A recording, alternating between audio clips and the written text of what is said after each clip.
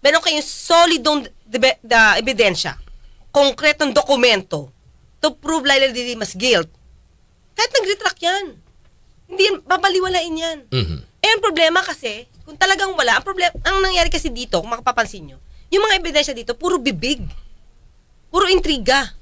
Diba? Wala silang nakuhang partner mismong mga droga nanggaling kay mismo kay Senator de Lima na inabot doon sa mga sinasabing tao. Bank statement ba? Makikita ba? Na ganun lumaki, saan galing? Kasi ito meron akong, kwento ko lang. Kasi minsan, matitrace mo, ito pag nakakuha ka ebidensya, may matitrace ka, kunyari, cheque binayad. Di ba wala cheque binayad? Matitrace mo kung saan pupuntang bank account yun eh. Kaya makikita mo, ito, drug dealing to. Kasi itong isa na huli, tapos nag-deposit kay A. So yung paper trail, makikita mo. Eh dito parang wala naman. Puro sinasabi lang, dinala yung bag doon, dinala yung... Napakadali magbintang partner. And come to think of it, mga kayubi meron kasing... Ayoko naman gamitin dito. Pero at that time, panahon na ito ni Pangulong Duterte, na Pangulo na siya. Sinabi nga niya, di ba, gumagawa siya ng intriga. Especially during fiscal siya. Gumagawa sila ng intriga, kahit ito walang kaso to, para ma-prove nila isang case na to, gumagawa sila ng intriga. Di ba? So it means, sanay. Sanay silang gumawa ng intriga. Eh, it happened. Laila de Lima, alam niyo kung bakit feeling ko, kung bakit sinama itong sila, si ano pangalan nun, partner? Yung naging ka-partner niya? Si Dayan? Saka si Jonel? Dating driver niya. You know what? Feel ko lang, to embarrass her. Sa personal niyang buhay. Yun ang nakikita ko. Kasi, pag binanggit mo yung Jonel, binanggit mo yung Dayan, mabubulgar kung ano man yung personal na relationship niya. And yun yung nakita ko kung bakit ito sinama. Diba? Sa akin lang mga kayubi. Hello, May Cervantes. Sa akin lang mga kayubi. Bakit? Kung talagang walang ebidensya, diba? Ano to? Para tumahimik? Para tumahimik lang? At hindi maimbestigahan yung sinasabing anomalyang ginawa ni dating Pangulong Duterte, gagawa ng intriga to file a case. At mag-file ng case na ganito. Diba? So ano nga yung sabi nga ni Senator Laila de Lima? Si Duterte daw. Siyempre, may mga iba pang kasama yata, diba, partner? Silang kayo ang dapat na managot ngayon. Diba? Kayo ang dapat managot. So hindi natin alam kung anong kanyang magiging aksyon. Karapatang pantao. At ito po ang message ko sa dating Pangulo, kay Ginoong Duterte. Kayo ngayon ang mananagot sa mga kasalanan niyo sa taong bayan. Sa mga, meron kaming meeting yung lawyers kasi sa mga next moves, pag-uusapan po namin. Yes, are you contemplating to filing Ma'am, dito po sa Oh yes, my lawyers have been studying that already. And there are still other cases that I've asked them to study. Isa nga po, we will announce it in due time. Kasi pinag-uusapan yan, pinag-aaralan yan. So pag ready na po, i-announce po namin yan. Aside from Duterte, sino po yung respondent? Thank you, ma'am. Thank you. Diba? But so far ngayon, ang happy-happy siya. Pero sabi mo nga kanina, partner, depende. Kung gusto niyang balikan. Depende. Okay. Hindi to basta-basta ma-file agad-agad. Kailangan niyang gumawa, kailangan niya rin magkuha ng mga ebidensya. Kasi tayo, pwedeng sabihin natin, haka natin talagang ginawan kasi political enemies sila, di ba? So, pero syempre pag nasa court yan, hahanapan ka na ng ebidensya na ito talaga ay gumawa lang ng intriga sa'yo. Pero binabanggit ng dating senadora, sinasabi pa niya, hindi na siya tatakbo. Hindi na siya tatakbo. Ay, hindi niya sinabi hindi siya tatakbo. May binanggit siya, partner. Sinabi niya lang na di pa niya napag-iisipan. Hindi pa niya napag-isipan. Na kung tatakbo siya. Itong darating na midterm, 2025, kasi parang may nabasa ko, partner Yun ang sinasabi. Kasi tinatanong siya, ma'am, tatakbo ka ba? Wala, di ko pa yan napag-iisipan. Pero ang malinaw na sinasabi niya, partner, among her priorities was to help the victims of Duterte's drug war Yun. get justice and assist in the International Criminal Court's ongoing investigation into the killings under Duterte. As of February 2024, De Lima said, she had no plans of running in the midterm elections in 2025, but said she will continue her fight against injustice. Yung naging mensahe ko kay Ginoong Duterte ay siya ngayon ang mananagot. Kailangan panagutin dahil wala namang nangyayari dito sa Pilipinas. Konting-konti lang yung na-prosecute at nako-convict nila. At nandyan ang ICC. Tumutulong po tayo. I've been saying that na handang-handa po ako na tumulong talaga sa ICC para makamtan ang hustisya ng mga naging biktima. Eto kaya partner ang kanyang isa sa mga paraan na pwede niyang balikan. Yes, Sa pero tingin mo, partner, oo. kahit naman makipagtulungan ka sa ICC, nakipangulong kay PBBM pa rin. Oo. Ang last say niyan. Oo. Ipo-proceed ba ang ICC o hindi? Pero hindi mo maiwasan partner sa isip ng tao bakit ngayon sa panahon ni Pangulong BBM napawalang bisa lahat yung partner. Ang alin? Yung kaso ni Leila? Oo. Okay, itong basa ko ha. Oo. Even before, kailan ba nag-retract? 2020, nung wala na sa presidente si ano? Si Pangulong Duterte. Okay, kasi why? Nagpalit na ng administrasyon. Bakit ganon? Oo. Sa akin ito ha. Kasi kung ikaw, di ba napikot ka, ito pinag-usapan natin eh. Oo. Pag napikot ka, nanatili ka sa marriage, ito nasa family ko to. Pero pwede kang umalis. Masasabi mong pikot ka pag nawala na yung fear mo. Yung taong kinatatakutan mo, nawala na. Oo. So kung by analogy, partner, wala na sa posisyon eh. Oo. Wala nang impluensya. Wala na Parang impluensya. ganun. Oo. Di ba? Saka, di ba umiyak si Ragos? Oo. Di ba? Kasi sa akin, tingin ko, ang hirap kasing dalhin sa konsensya. Oo. Yung taong pinakulong mo, wala palang kasalanan. At yung kwento mo, gawa-gawa lang. Oo. Ang hirap nun. Mahirap sa dibdib yun. Buti sinimulan niya. Yung tapang niya, na i-reveal kung sino yung nag-utos sa kanya, partner. Di ba parang natakot din siya sa buhay niya eh. Kahit paano eh. Pero parang ang sabi niya mga kayubi, mahirap dalhin to. Lalo na kung mamatay siya, na yung truth, hindi niya mailabas. Di ba? Kaya sa tapang niya na yun, partner, may mga sumunod. Kasi, kung talaga naman di ba, napakahaba naman talaga ng sungay mo. Oo. Kung talaga namang walang kasalanan tong babaeng to.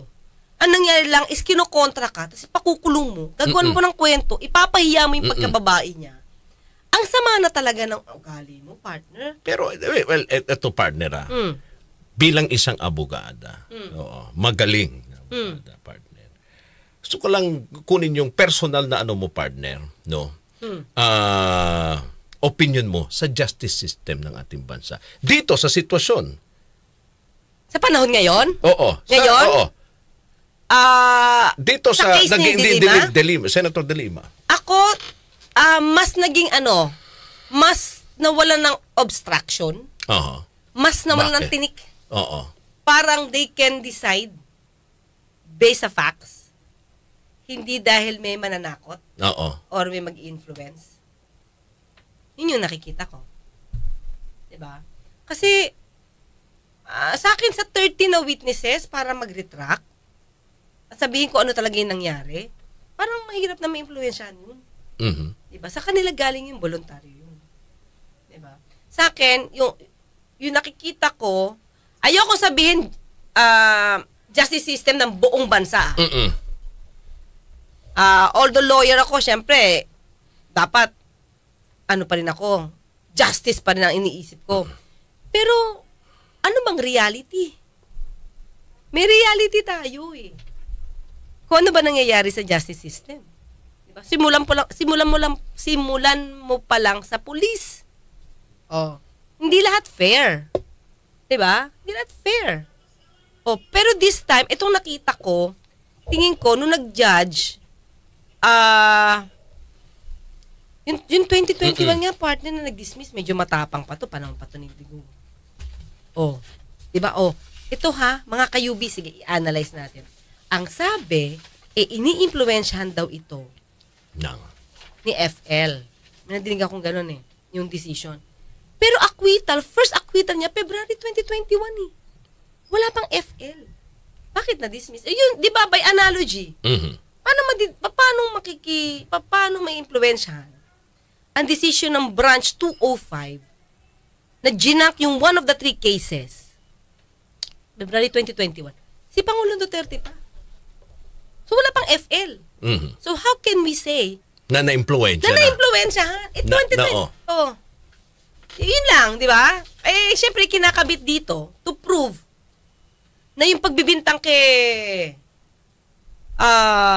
Leila de Lima, tama. Syempre, sino ba ang masasabing tama yan? Di yung mga supporters ni Pangulong Duterte.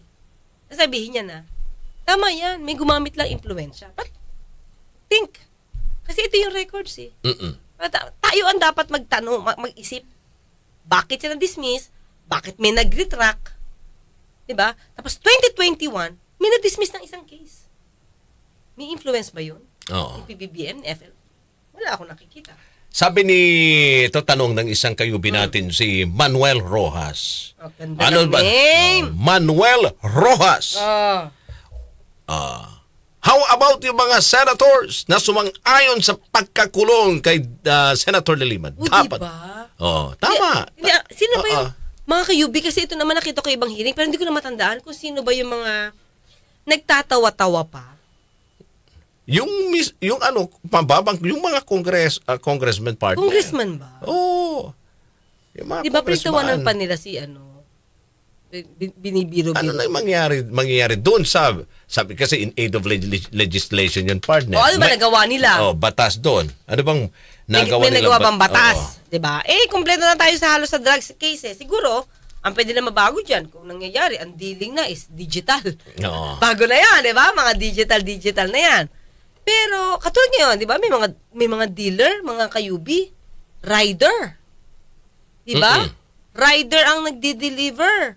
Parang, di natin alam. Kasi syempre, pwedeng maging guilty or makasuhan yung mga innocenteng rider na delivery lang.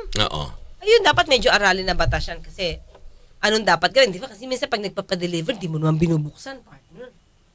Tatawag ka lang, di ba mga kayubi? Tatawag ka lang. Yan, deliver mo to. Tapos, drugs pala. Kawawa naman yung delivery boy. Yung rider. Di ba? So, ito yan mga kayubi. Nasaan na tayo? Alimutan ko tuloy na, rider na rin ako. Yung mga naging decision partner. Ng mga, in aid of legislation. In aid of legislation. Partner, tandaan mo, nung panahon ni Pangulong Duterte, napakadami niyang tao sa House at saka sa Senate.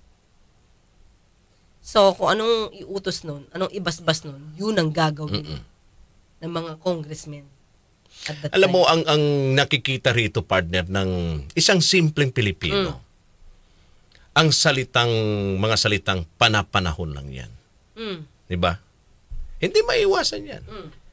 Tapos na yung panahon mo, panahon niya ito ngayon. Which, nadadamay rito, kaya naitanong ko, yung justice system ng ating bansa, nawawala. Yung kumpiyansa ng tao. Kasi kung, partner, mataas na opisyal ka, may leader ka, nangyayari what more sa isang ordinaryong Pilipino. Wait, partner. mataas kang leader, nangyayari na pagbintangan ka ng ganyan? Bakit? Mataas nga siya. May mas mataas eh. Isa na mas masusunod. Yung mas mataas. Kaya nga, partner. Ito yung mas mataas eh. Pero, sino nag-utos sa mataas? Okay. Sino nagsabi na gawin to? Ka-level ba sa senator o mas mataas sa kanya? Di ba mas mataas sa kanya? O di, may influensya pa. Kung yung mga ganong klaseng tao, kaya partner, what more yung mga nasa baba? Yes. Diba? Yun yung ang point natin rito. Kaya nawawalan partner paminsan ng pag-asa. Nawawalan ng tiwala. Ang mga ordinaryong Pilipino. Ay, kasi kung, naman. diba? Oo. Okay. Kasi, Ito, oo. pero siyempre as a lawyer, trial tayo mga kayubi. Hindi naman tayo, kasi siguro yung ibang lawyer na Oo. hindi trial. Ito ha, oo.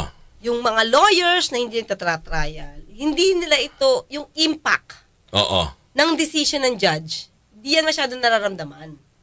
Samantalang kami na nandiyan mismo, nagtatrial, Oo. ramdam namin. Di ba?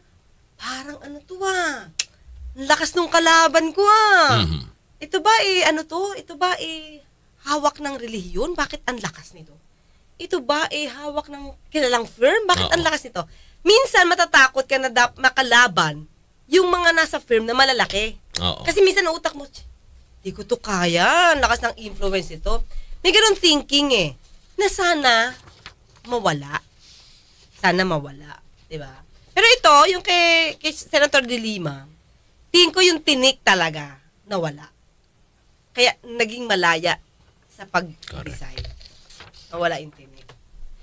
Diba? Okay, pero ako nung panahon ni Digong, pinaniwalaan ko yung issue ni Digong kay De Lima. Sabi ni Fin Santos. Ngayon, Fin Santos, may desisyon ng korte.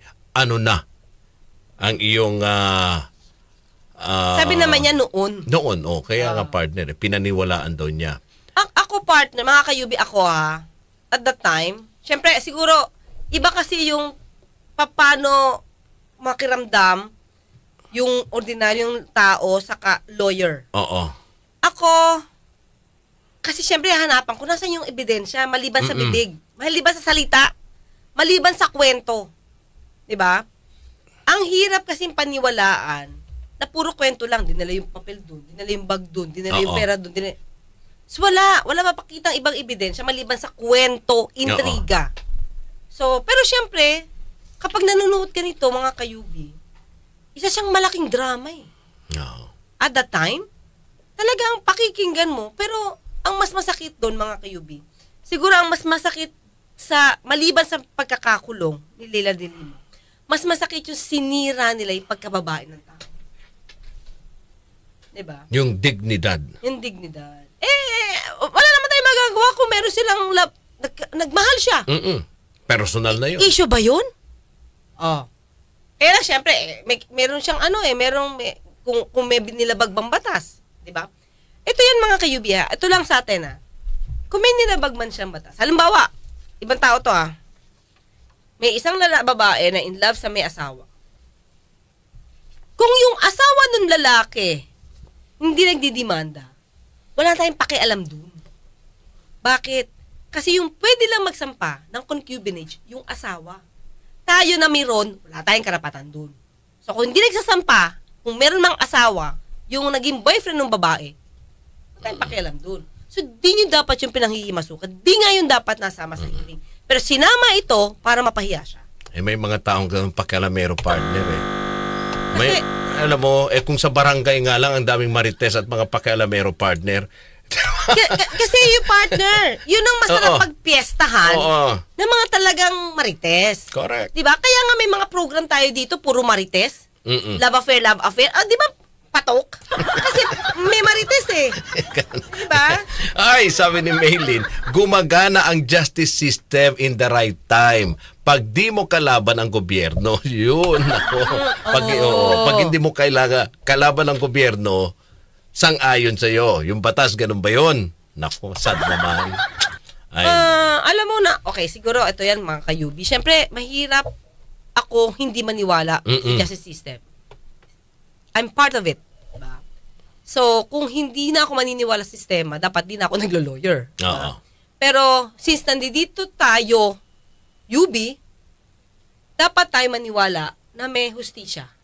Diba? Kumbaga, kaya natin tinuturo tong mga batas na to para malaman nyo ano yung pwede yung gawin pag kayo nandun sa sitwasyon. Oo. Diba?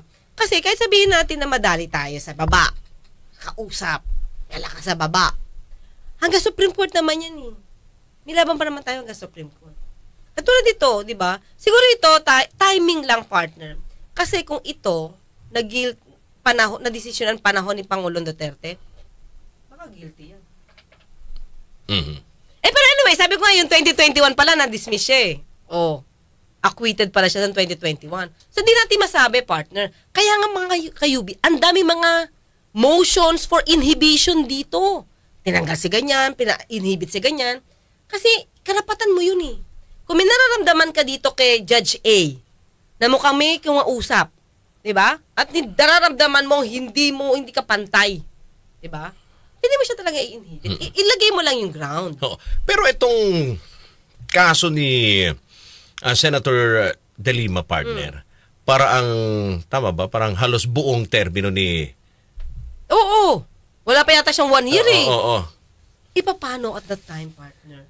Doon nagiging mainit yung kwento sa Senado tungkol kila Bato. Yung binabanggit na tungkol sa mga ginagawa ng DDS sa Davao.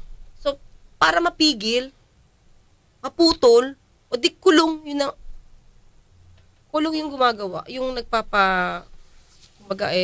nagpapauna nito sa hearing na yun. Nagsasagawa ng investigasyon. Yes. Yung pasimuno. Ng investigasyon. Diba? Pero ang maganda kay Leila de Lima, mga kayubi, hindi niya tinaguan.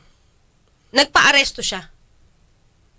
Aresto siya. Kaya lang sabi niya, wag sa bahay. Kasi baka matrowa nanay niya eh. Nagpa-aresto siya sa Senado. Sa office. Hindi siya nagtago. Di tulad ng kaibigan ni Pangulong Duterte na si Pastor Kibuloy. Na hanggang ngayon, di pa nagpapakita, tapos sinasabi nila, hustisya, hustisya. Paano ka magbibigyan hustisya sa nagtatago? Hustisya, hustisya. Nagtatago eh. Paano mo mabibigyan ng hustisya yung nagtatago? Sabi ni Kasambahay Channel, ang mali kasi sa Pilipinas, ang nangyayari is trial by publicity. Tama. Yes, alam mo, marami kasing grandstanding. Pero, ito naman sa akin mga kayubi. May mga point na talagang kailangan na mahir sa Senado in aid of legislation and at the same time, lalo na pag malaki ang kalaban mo, dapat talaga makita ng publiko. Kasi minsan, sobrang influence nung gusto mong isawalat yung baho, hindi yan kino-cover ng mainstream. Di yan pinapakita sa mainstream. Oo. Okay, ito partner, tanong ni Overthinker. Kung totoong walang sala si De Lima, masasabi po ba na sinira ni FPRRD ang justice system dahil lang sa kaso ni De Lima? Ayoko sabihin sinira niya. Oo. Diba? Ayoko sabihin sinira niya. Pero siya na kasi yung umamin sa mga salita niya. And at the same time, mga salita ni Pastor Kibuloy. Paano ko sabihin nasira na kahit hindi pa panahon ni Pangulo ni Leila de Lima? Inamin ulitin ko ulit. Inamin ni Pastor Kibuloy na si Duterte ang lulakad kung saan pupunta ng dapat puntahan para maayos yung kaso. Ano ibig sabihin nun? Ha? Ano pa ba ibig sabihin nun? Kung meron ibang ibig sabihin nun na maganda, di okay. Pero the mere fact na naglalakad, anong ibig sabihin nun? Tapos umamin siya. Diba? Na nagpaplanta siya ng ebidensya. Why do you have to wrap it as waste your time? That is not. But we know at the start what we planted the intrigues there. I am just as, not really. I've learned a lot during my prosecution days. We planted evidence. We arrested persons, but we released them. But telling him that it was this person who squealed on him. And then when he goes out but killing, then we said that it was this fellow who really did it, who did you in. We first planted the intrigues so that we would know where they were, from where they came from. It was not until I was the favorite whipping boy of De Lima. She was for the longest time chairman of the Commission on Appointments, Philippines Republic. She was yakking. She never proved anything. When she became Secretary of Justice, she was yakking, accusing me. But she never also initiated any complaint, any accusation anywhere. She just simply love talking in front of cameras and microphones. Si Pangulong Duterte. Inamin niya. Nagpa-plan siya ng ebidensya. Sa isang interview. Inamin din niya na gumagawa siya lang ng intriga para magkaroon ng case. Hindi pa ba yun pambabastos sa justice system natin? Kahit wala pa si De Lima. Nagawa niya na eh. Sanay siya eh. O di noon pa, binabastos siya na yung justice system. Engineer Dax Chua, DZXL News. Ako, solid. Kayo talaga. Kasi matalino na program at mga host. Solid kayo. Greetings from Germany. Oy, thank you very much. Thank you po. Si Dax ba nasa Germany? Nasa Germany daw siya. Uy, parang gusto kong mag-bus dyan papunta. Pwede ba? Parang lang. Paano ba? Turuan mo mga partner. Kasi kung may kung may bus lang, nako. Diba? Oo. Parang. Pin Santos, biruin mo nung panahon, okay, ni Digong, daming gawa-gawang issue. Okay, that's coming from Pin Santos. Okay, ito lang nakita ko si Padtay, sabi nga niya, acquitted si Senator Leila de Lima, it's time for her to get revenge to Dinggong et al. For what they did to Senator Leila de Lima. Tingin ko, sinabi naman niya, dapat managot. Oo. Dapat managot. Kung dapat panagutan, dapat managot. Alam mo, ito yung nakikita ko mga kayubi. Ito lang yung na-analyze ko. Nung panahon kasi ni Pangulong Duterte, dating Pangulong Duterte, pag meron siyang gustong tanggalin sa isang lugar, gagawa yan ng issue. Remember, ito, binanggit ko na to sa vlog ko eh. Remember, Ungpin? PhilWeb. Online to eh. Online. Gaming. Although hindi sila yung online na Pogo, pero connected sila sa parang digital gambling, something like that. Inanin niyo to, partner. Every time na magkakaroon siya ng speech, partner, babanggitin niya sa Ungpin na oligarch. Ito yung gusto niyang tanggalin ng power, oligarch. So ngayon, bumaba ngayon. Siyempre, maraming matatakot yung mga shareholder, diba? Yung pumapasok sa bababa ngayon yung shares nun. Yung presyo nun. So, napilitan siyang ibenta ito kay Greggy Araneta. Pero kahit na ibenta to, nung nasira niya si Roberto Ungpin, nawala yung PhilWeb, pumasok Pogo. Michael Yang. Sino pa? Diba? Sinisiraan niya din dati yung Globe. Smart. Yung pala, meron siyang gustong ipasok. Yun dito. Dennis Uy. Diba? ABS-CBN. Wala. Sino ngayon ang magkuha? Alam ko ang kumuha yata nito si Villar. Saka yung ibang party nito ang kumuha si Pastor Kibulo. May mga ganun siya na para bang pag dapat mo wala ka dyan, gagawa niya ng intriga. Nakakatulad ng inamin niya na gumagawa sila ng intriga para ayos ang buto-buto. Diba? Parang yun yung nakikita ko na ginagawa nila.